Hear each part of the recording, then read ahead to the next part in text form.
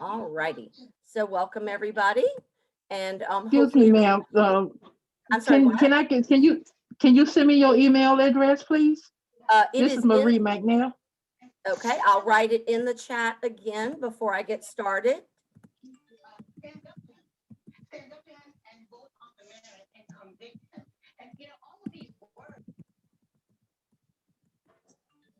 There's my email address for everybody. Just be in touch with me and then I can send you your certificate. All right. So now I'm going to share my screen and we'll get started. All right. So from the beginning. All right, everyone. Welcome to Youth Mental Health 101. Again, I'm Wendy Gant with Alliance, and I am here in Wake County as the Community Education and Outreach Specialist.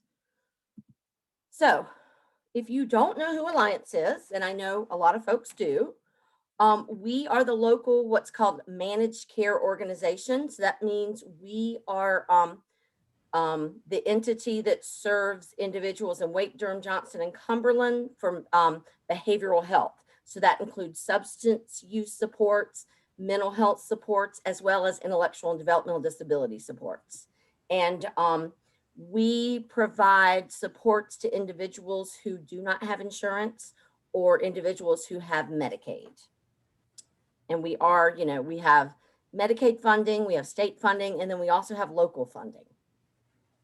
And we do have access to supports 24/7. So we have a 1-800 number, and it's right there that anyone can call 24 hours a day and be screened or access crisis help. So this is a grant with FEMA and the state of North Carolina that all of the MCOs across the state are managing right now. And Hope for North Carolina is a crisis counseling helpline. So if typically Hope for North Carolina has surrounded really natural disasters like hurricanes and flooding and things like that. But since COVID it's a disaster in another sense, and it's really having a big impact on our state. FEMA in North Carolina, DHHS came up with this crisis line to help people find resources or just have somebody to talk to. There's also Hope for Healers, and you will talk to a licensed therapist. And this is for frontline workers, for teachers, for medical staff. Excuse me, you may hear my dog a little bit during this. I apologize. But go lay down. But anyway, this is another line for individuals who are considered frontline workers and who feel like they're overwhelmed and need somebody to talk to.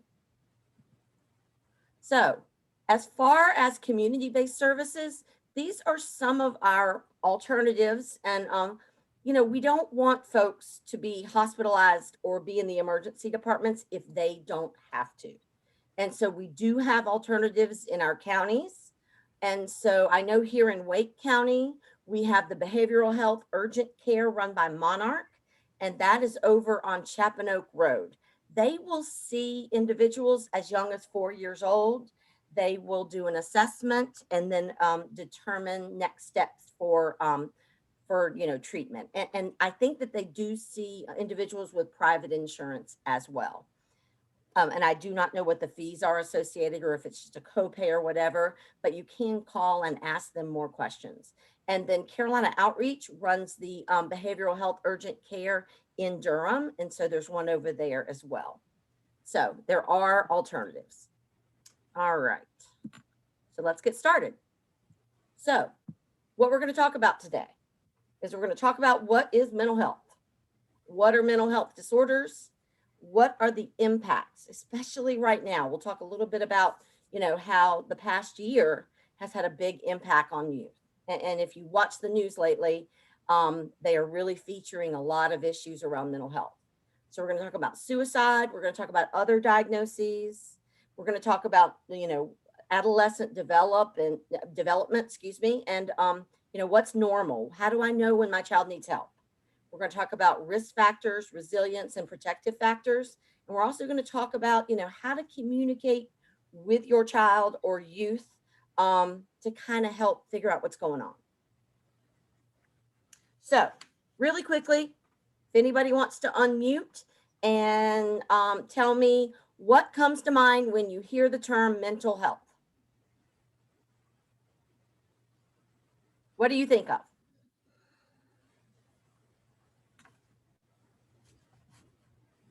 Anybody? Depression. I think of being able to do the things you want to do. Excellent. You know, I bought the chalky milk. What now? Does anybody think of I'm s- behavior? right. Yeah, I think there's a lot of positive and negative connotations with that term. Now, for a long time, folks have identified mental health as mental illness, and that's not the case.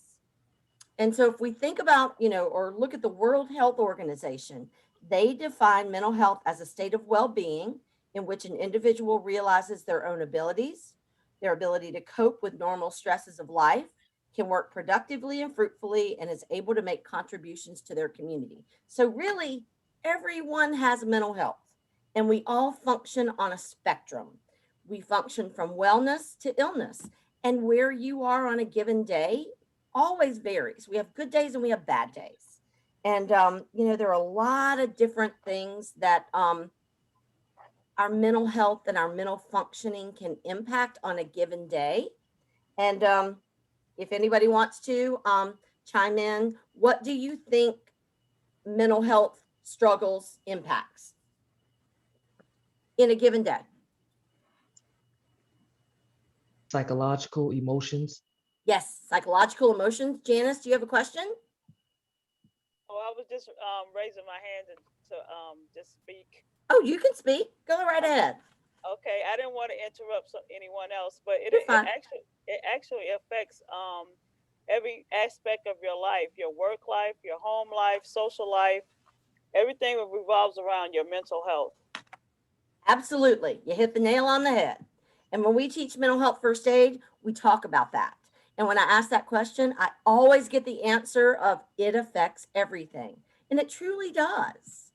Um, you know, it has an impact on our thinking, our emotions, our behavior, everything. And our biggest impact, for youth, it's going to impact going to school, having relationships, participating in outside interests like church or sports or things like that. So, yes, it does. I mean, for us as adults, it's going to impact our ability to work. It's going to impact our ability to remember, even basic tasks like picking up groceries or paying bills and things like that. So it does. It has such an impact. So when we think about mental health disorders, if there's three things that you remember from this, when we're looking or talking to an individual, if we think about continuously frequency, intensity, and duration. So, how often are you feeling sad? On a scale of 1 to 10, where are you on the sadness scale? Are you crying all day or do you just feel a little down? And then otherwise, so that's the intensity, but how long do you feel this way? Is it for part of the day, for a week, for a month? So we want to look at those big factors. Those always have an impact. So mental disorders with youth. 50% of all lifetime cases of mental health or mental illness begin by age 14. And that is the case. Many of our more serious mental health disorders like schizophrenia, the onset typically is in late adolescence for many. Bipolar disorder, typically the onset is between 13, 14, and early adulthood. So 50% of students age 14 or older with mental illness drop out of high school. And one of the reasons may be that for those youth who experience more severe struggles with mental health issues, they may be hospitalized a lot. They may be in crisis a lot, and going to school is just too much. And you know, and if you miss X amount of days or you have to repeat over and over, you know, it may feel like you're not going to meet that goal and you may feel like giving up. So 70% of youth in state and local juvenile justice systems have a mental health issue. Now, this is a little bit trickier because, you know, there are mental disorders that are more like trauma related or chemical in nature, like bipolar disorder or maybe severe depression. And then we have more on the behavioral disorder side, like oppositional defiant disorder, conduct disorder, and things like that. So that really puts both of those together there. And 90% of those who died by suicide had an underlying mental illness. That is with youth. Now, for adults, typically, only about 50% of adults who die by suicide have a diagnosed mental illness. That doesn't mean there's not an underlying, but a diagnosis. So if we think about the last year, if you watch the news lately, anxiety and depression and other issues have naturally increased for adults and for children. I do think that anxiety, depression, and suicides have been going up, sadly, for years in every age group and every demographic. And so I think the pandemic and people feeling socially isolated has definitely increased and exacerbated that depression, anxiety, feeling lonely. And I do think that's had a big impact. You know, as far as the suicides that are being reported, we don't know if there was an underlying mental health issue that was already present, but you know, for some it probably was, or they may have developed depression or severe anxiety during this past year. So it's been a struggle. But one thing I do know is that therapists are doing telehealth. Therapists are super, super busy. A friend of mine from college reached out to me to ask me about resources for obsessive compulsive disorder for her adolescent, and said that she's in Atlanta and that there's like a 3 or 4 month wait list to get her child into therapy. So that right there tells me that therapists are busy, but I am ecstatic that people are reaching out for help and hopefully getting the support they need. And so hopefully on the other side, when we return to whatever normal is, you know, a year from now, that my hope is that some of the stigma tied to getting treatment will be watered down and diluted, and maybe more people will realize how important it is, and that it doesn't mean you're crazy or anything else. So that is my hope on the other side. All right. Oh, wow. That was interesting how that went into the cubes. I did not plan that. So cool. All right. So common disorders, anxiety, depression, ADHD is prevalent. You know, I feel like that is always the first diagnosis for kids with behavioral issues. But, you know, I think sometimes we get that wrong. And what we're really looking at is maybe anxiety or depression. So, but it feels like the easiest thing for pediatricians and sometimes schools and other places to diagnose. But if we dig a little deeper, you know, I think many times with children, something else is going on, or something else in addition to the attentional issues. Sorry, I'm gonna take a sip of water so I don't stammer anymore. So this to me is really eye-opening that in 2014, approximately 8% of people age 12 and older suffered from a substance use disorder. And I think 8% is definitely an underestimate. This is based on people who seek treatment. So I do think a lot of folks misuse substances and do not consider that they have an issue. So in 2013, 18% of students reported they took a prescription drug without a doctor's, consent. So they took somebody else's prescription. And we know that that is very common. In Wake County, suicides are up, overdoses are also up. So if you are a parent, a grandparent, or whatever, or have youth or other adults in your home, clean out your medicine cabinets. Dispose of any medications that could lead to an accidental overdose or could be used on purpose for suicide. So we definitely want to clean out all those old medications for benzos, which are like Xanax and Valium and things like that, but also any old ADHD meds, and definitely pain medications. Those are all the ones that typically youth seek. So, all right. So anxiety, it is definitely the most common disorder for youth and for adults. And it is definitely a statistic that's growing for so many. So some of the symptoms or markers. So we have signs and we have symptoms. Symptoms are the things we feel. Signs are the things we can see. So if you know an adolescent who maybe you've noticed has emotional changes lately, one way or another. If they are, keyed up, they're having headaches, migraines, aches and pains that may be tied to stress, really irritable, hard time concentrating, maybe talking about how they think they're sick, but the doctor can't find anything wrong. Unexplained outbursts of, well, right now, but in a typical time, avoiding social situations or avoiding interacting with their friends. Even if your child typically was on Zoom or FaceTime with their friends and they've just stopped and they've disconnected, that is definitely a sign.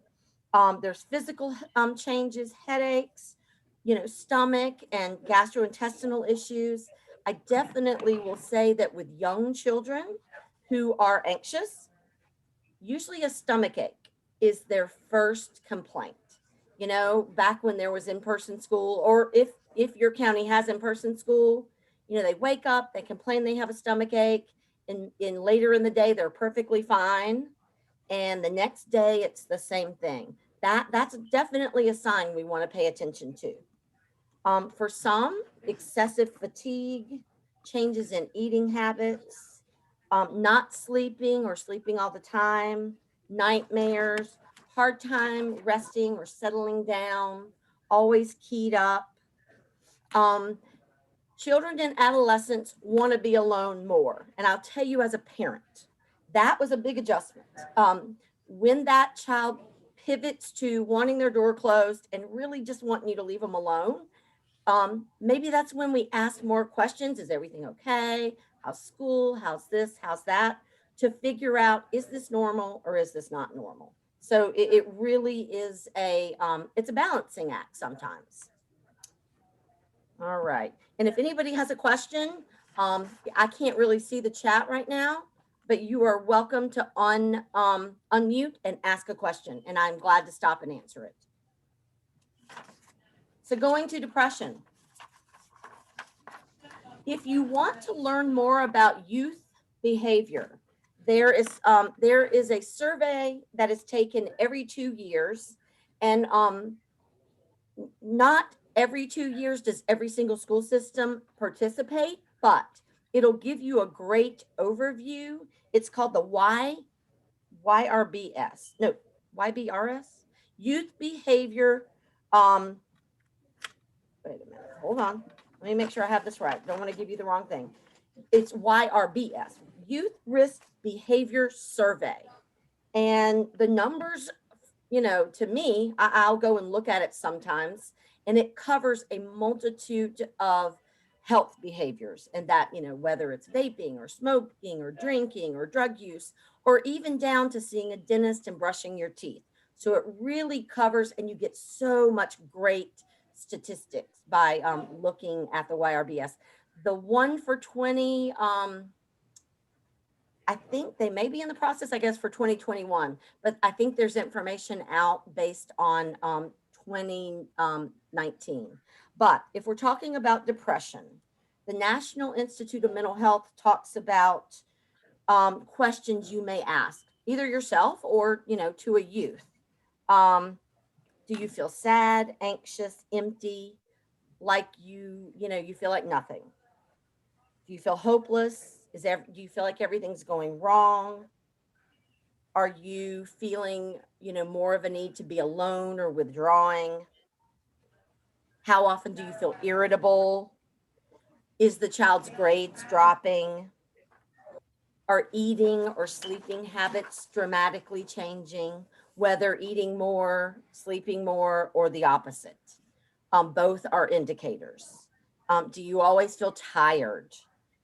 Now, for depression, um, sadness is what we usually think of, but anger and irritability can also be signs of depression.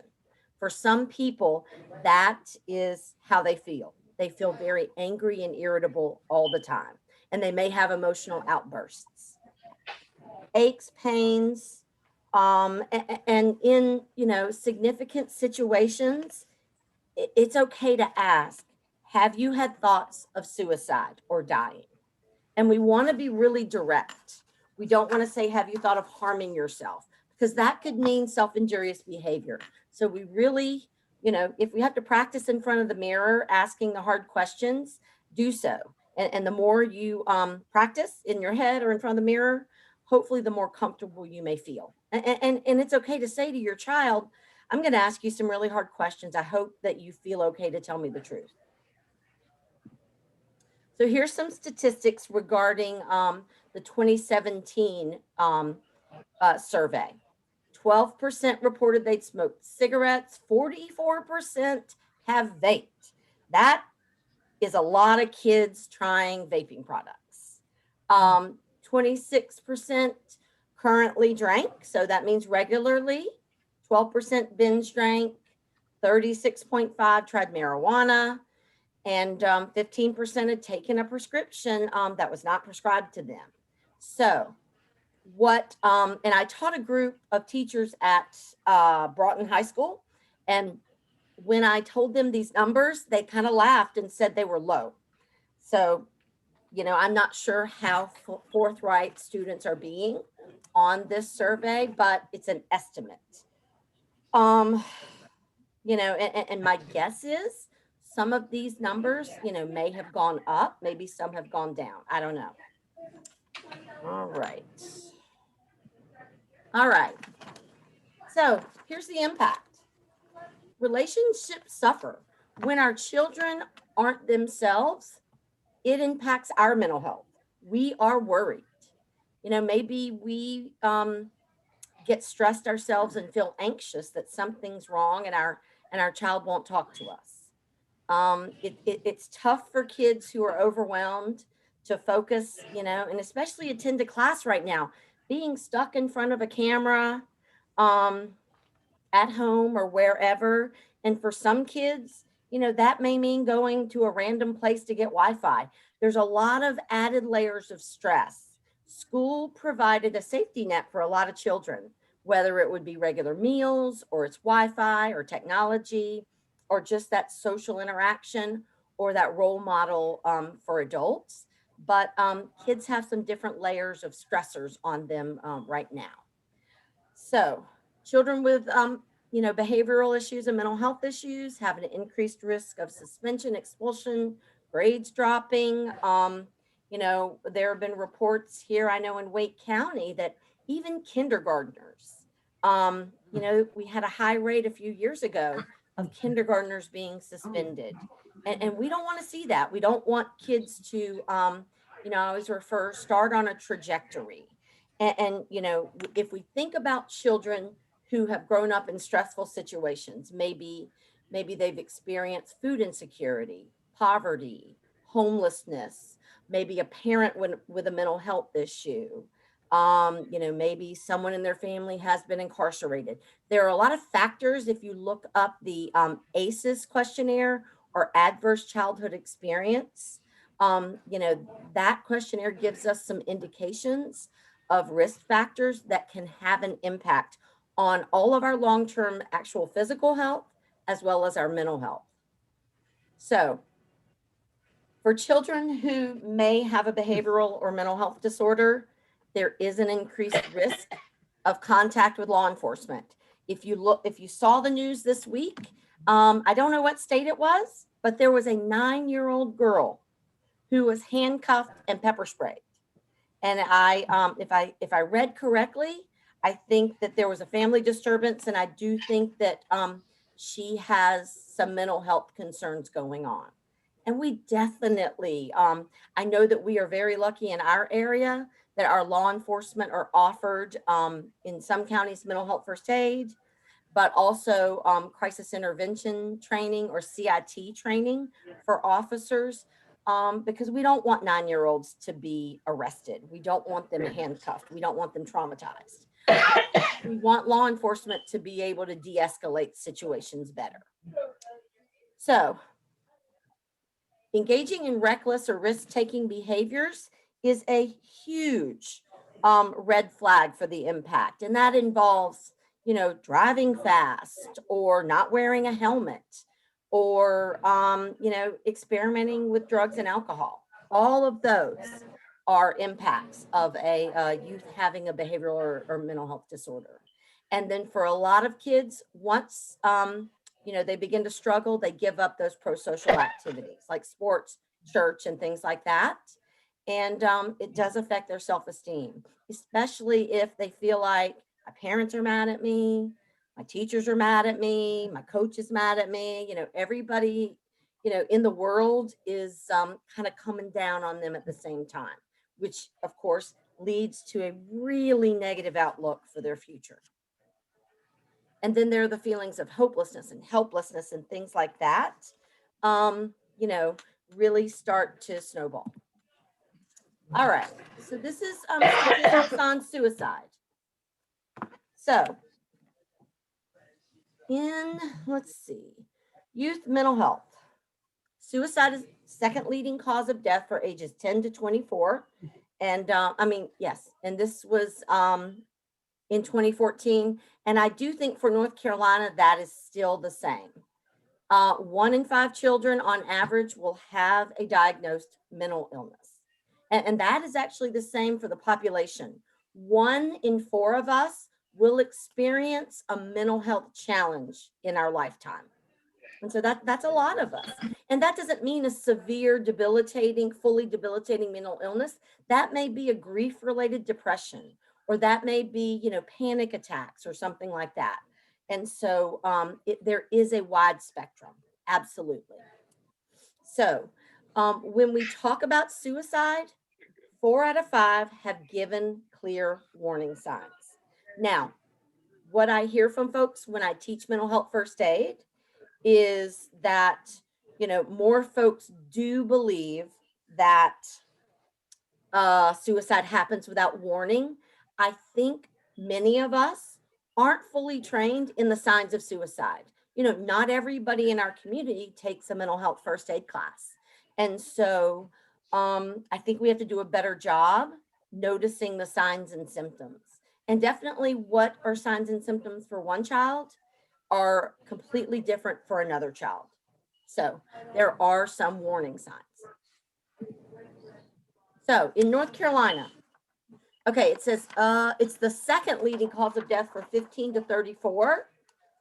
And believe it or not, and I need to check and see, but typically older white males are the demographic who dies by suicide the most. So, and that's another day talking about adult mental health 101. But on average, 1 person dies by suicide every 6 hours in North Carolina. So that is a lot. That is a lot. So, is my teen normal? I think that's the $1 million question. What is normal for a teen? But if we can remember youth, and I think it's gotten a little bit younger. It's not just 13 to 18. I really think, starting at probably age 9 or 10 in what we call the tween years, kids are much more open and I think much more comfortable. And, I feel like that's a great thing. And so youth are processing how they feel about their sexual identity. They're processing who they want to be, who they want to hang out with, who they want to have relationships. And of course, their hormones and their bodies are changing dramatically. And that does cause a lot of emotional changes. Risk taking is normal. Trust me, my son is a freshman in college. He texted me that he got a new skateboard. He wants to do some tricks. I'm freaking out about him getting a brain injury. Oh, I'm going to practice on grass and soft surfaces. I don't care. I want you to wear a helmet. But I can't tell, he won't listen to me. I know he's over there at NC State, probably, on a hill, trying out his new skateboard. And I'm, thinking about it or dreaming about it or stressed out about it because he thinks he's invincible. And that's normal. But I want him to wear a helmet. I don't care how dorky it looks. I want him to wear a helmet, but he's probably not gonna, but we're going to keep talking about it over and over and over. So anyway, all right. Questioning rules, authority figures, and social norms, your kid wants a mohawk or they want to dye their hair, magenta. They want 6 earrings or a nose ring or a tattoo. All those things are testing the social norms. And as much as we may not like it, it's normal. So, rebellion is alive and well with teens. If we can remember, their primary decisions are made using their lower emotional brain. Okay. Does anybody know at what age the brain is fully developed? And you can unmute and just call it out. Anybody? 15. 25. It's Maybe 25 at the earliest. Yes. Believe it or not. I wish it was 15. I was way off. I think if it was 15, my son might want to wear that helmet more, but Right. it's 25. And for kids who have some struggles, and I have 2 children with ADHD, their learning curve for their frontal lobe or their thinking top brain is actually going to be delayed. So they're more into their late 20s when their brain's going to be fully developed. And of course, that keeps me up at night sometimes. So yes, it is a long time before, and we're thinking about teens. Who do teens listen to? Other teens. And they don't have developed brains either, right? Right. So, as a caretaker, it causes a little stress. Definitely my hair's gotten a lot grayer. So, their rational thinking it's just not there. They're impulsive. They take risks, but they are learning how to navigate relationships and they are learning how to resolve conflicts. And, some of that is modeling, some of that is practicing, some of that is trying and failing and trying again. Of course, they're interested in sexual behavior. That is normal as much as, we don't want them to be, but the best thing we can equip them with is accurate information. Trust me, my children do not want me to tell them how to use a condom, but I feel like I have to. It's my job because they, are sexual beings. And we have to, have honest, hard conversations. We definitely can't take the out of sight, out of mind approach to this. There is drama, of course, and I have a 14-year-old daughter. I will tell you, 7th grade was the absolute hardest year socially for my child. There was so much girl drama, and it was tough on all of us. Changes in hair, clothes, look, moods are shifting, hormones are raging. It's just a tough time for everybody. All right. So what are our risk factors for adolescents? What are the red flags for us? Experimenting with alcohol and drugs. That's a huge one. And I think that includes smoking and vaping and things like that. Getting involved in systems, in-school suspension, out-of-school suspension, social services, juvenile justice, all of those systems increase the risk for a child to have a mental health disorder. Questioning sexual identity. The LGBTQIA community is at a much higher risk for suicidal attempts and thoughts. That is a really, really hard thing. You know, that's not something that youth choose, but it can be such a difficult struggle. Not having friends and social supports. You know, sometimes kids have a difficult time getting along with others, and this can be isolating and really hard. Not feeling connected. You know, maybe your child has tried 10 sports and they just don't have a right fit, or there's different clubs, or you know, for children who are more anxious and shy, they don't feel like they can initiate and take that risk. So all of those things we want to pay attention to. And then a big risk factor is family history of substance use issues, addiction, and mental health issues, because studies will show us that all of those things can be passed down genetically. So here's what are protective factors for our youth: extracurricular activities, family support, social support, you know, economic security. So that means less stress in the overall family. Having good problem solving skills, avoiding drugs, getting exercise, you know, brushing your teeth, things like that. Just basic taking care of your basic health. Um, Showing up and going to school. Connection to a supportive community like a church or other, you know, other group. That's a huge protective factor. And also, one of the most crucial things is feeling connected to at least one adult that a child can trust or confide in or just feel supported by. Because we know some children, you know, maybe they don't get praise in certain settings, maybe they don't get a lot of support in other settings. And so, connecting to that one adult who believes in them and praises them is crucial. All right. So, more protective factors. You know, if we feel like someone cares about us, we have a higher chance that we feel hopeful. If we think teachers like us, we're probably going to do better in school. If we feel like our neighborhoods and our schools are safe, we're going to be able to be more in our thinking brain and not in our survival brain. So therefore, we're going to be, you know, online or connected more to what the teacher's saying. If we have a decent GPA, that's a, you know, another protective factor.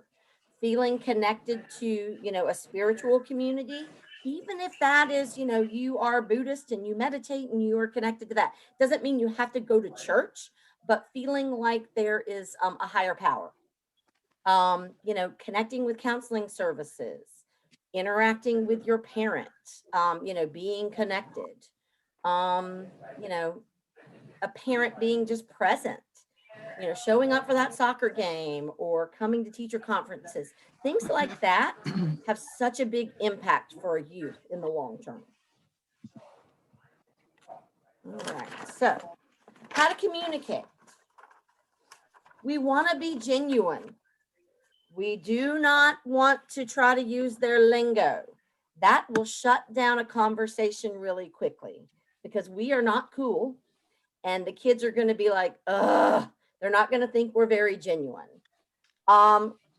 We do not want to jump in with the statement, and we all want to fix things for other people. Want to fix, especially for our children, because we don't want them to hurt. If they tell us something, try, if at all possible, not to reply with, well, when I was your age or when I had a breakup. That will shut down communication also, because it's not about us, it's about them. And their experience is not like our experience. And so we want to respect and honor that. And that's hard for us to do, definitely, especially as a mom. You know, I like to tell people what to do, especially my children. And so just sitting back and listening is sometimes really, really hard. And you may not even have the answer to their problem, but I think just listening it is going to go a long way. So we don't want to use their slang. Talk where, you know, a child's comfortable. Sometimes it's driving in the car because you don't have that really intrusive eye contact. You know, we don't necessarily have to stare at somebody. Sometimes you could take a walk and a lot more information may come out. We have Can to I say watch. something? Yes, please. You know, there may be a great temptation when you hear something very shocking that your child may be telling you, but to react or to be judgmental, they will shut down. Yes. I have found that even though we want to jump in, do a rescue, correction, or it may sound like a Or a judgment judgment. to them, yes, Or a and judgment. Yeah. right. And what I found to be of great value, if one can just hold back and save that nugget for another time, they will tell you even more than you would get if you were to stop them and they would think they were being judged. Absolutely. And we have to, and you know what's funny? I have to tell myself sometimes, watch your face, because I have a very expressive face. And even if I don't use words, I have to make sure I don't have a look on my face like, what? Yes, And yes, so, you know, sometimes taking a walk and not having that face to face can go 100 miles longer because your child maybe can't see that your eyes get really big, or that yes. you're welling up with tears because your child is telling you something scary. So, thank you for adding all that. That's exactly perfect. And, you know, we have to consider in some families, you know, the immediate response is shame on you. How can you do this to your family? I mean, so many judgments. And we do this as adults to each other. You know, Yes. it's just like when we talk about suicide, people say all the time, you are so selfish. And really, it's not a selfish act. People are in pain. And for a child to be struggling and to come to you, I think one of the best things we can do is thank them Mhm. and acknowledge how hard that must have been.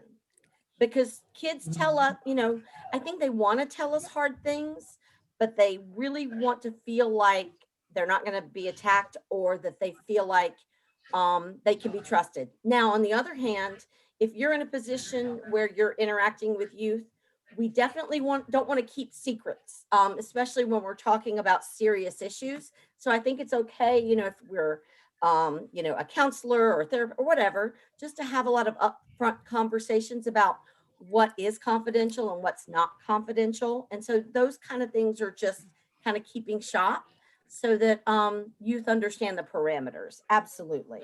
And I think it's so important that we always let the kids know we care, whether it's, you know, I care about you, I hear you, just so many positive ways to try to give feedback, because if we don't, that child is never going to come back to us and share anything. We definitely, like you said, we will be shutting it down. So how do I know if my child needs help or treatment? Is a child more withdrawn, decreased enjoyment in activities they used to like? Are they complaining of physical ailments, change in sleep and eating patterns? They're not, you know, they're not logging on for school or going to school. They're neglecting their hygiene. They, you know, are talking like they're hopeless, like who cares? It doesn't matter if I graduate. You know, it doesn't matter if I call so and so. Sadness, crying, emotional outbursts, increased aggression. You find that they're using substances. You know, what's really key is a cluster of symptoms. You know, one symptom may just be a blip on the radar and they get back on track. But if you see a pattern and a cluster of symptoms, that's probably a red flag that something else is going on with the youth. So here are the resources. Where can I get help? And these are just some examples to, you know, to figure out. And for some people, it's starting with their pediatrician or their primary care provider. For others, it may be talking to your pastor. For others, it might be, you know, a family member that a youth trusts, or a coach, or whatever. So there's really no wrong place. But for crisis and treatment, we definitely want to focus on all the resources that are local and try to connect our youth to help when at all possible. All right. So I'm going to stop sharing. Figure out how to do that real quick. All right. So All right, so I wanted to leave time for questions. If anybody has any questions? Yes, Janice, are you raising your hand? No, ma'am. Whoops, I see someone's hand up. So does anyone have questions or comments? I do see in the chat box, and I'm asking the same question. Yeah. How can we get your package of slides? Are they available? Yeah, I can send them. When you email me for a certificate, I can send you the PDF for this. Absolutely. Glad to share it. That would be Absolutely. wonderful. Thank Yes, you. glad to share. Any other questions or comments? Or you feel like anything I missed? I have a question. Sure.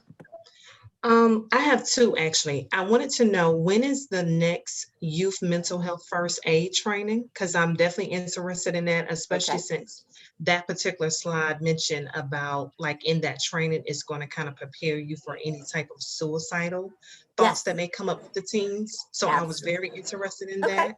And then the second question is, for the mental health first aid, is that something that parents can actually attend as well if they just want to be more knowledgeable about mental health symptoms? Absolutely. I wish that all parents would take mental health first aid. There's adult and there's youth. We have 3 classes. So if you go to the Alliance website and under providers, it says calendar.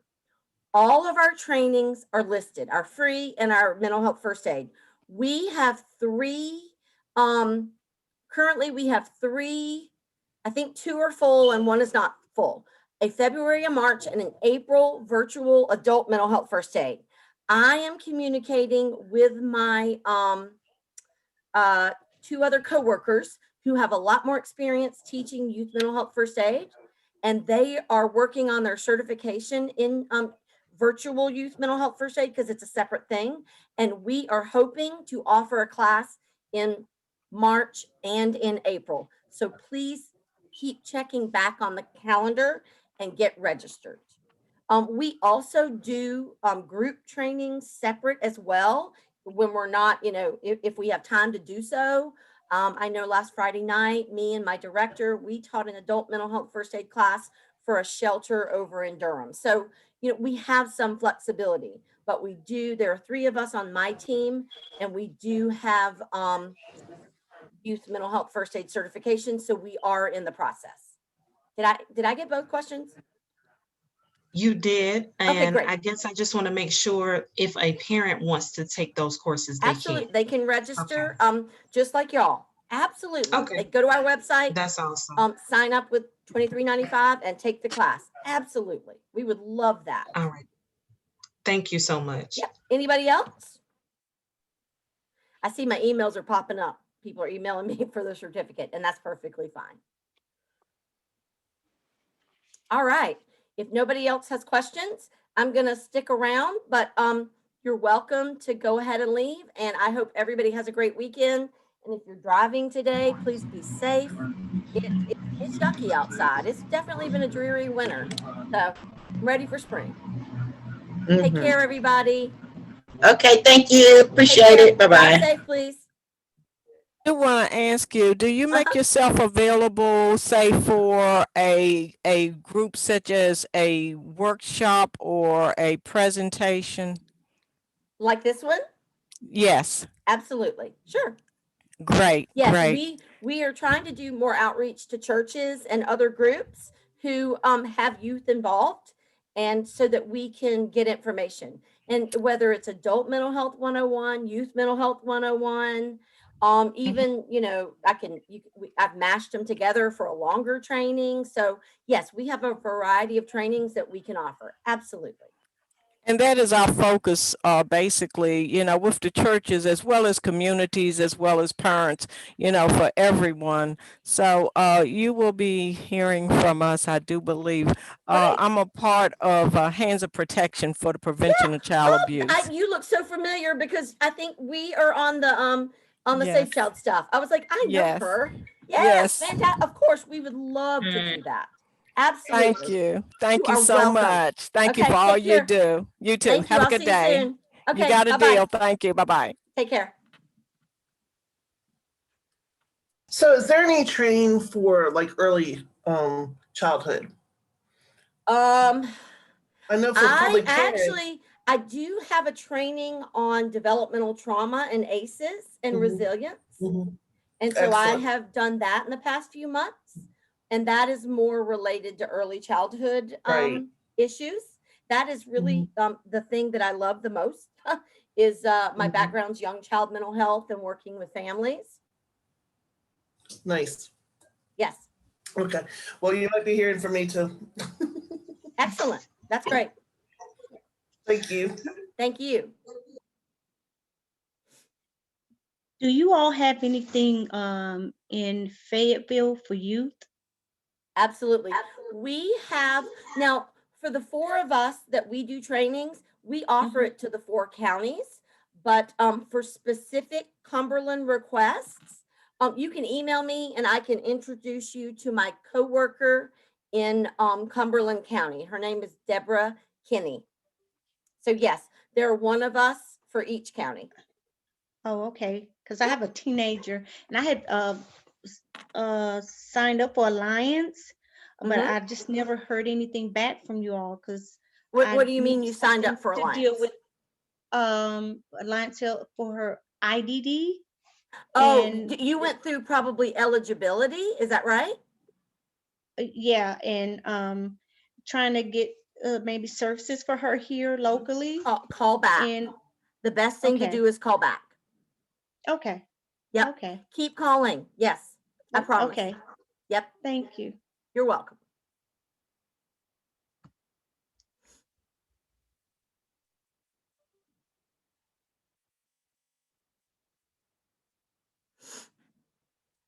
Bye, everybody.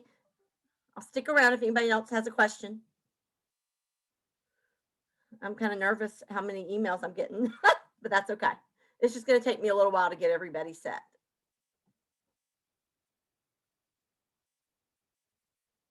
Thank you. You too.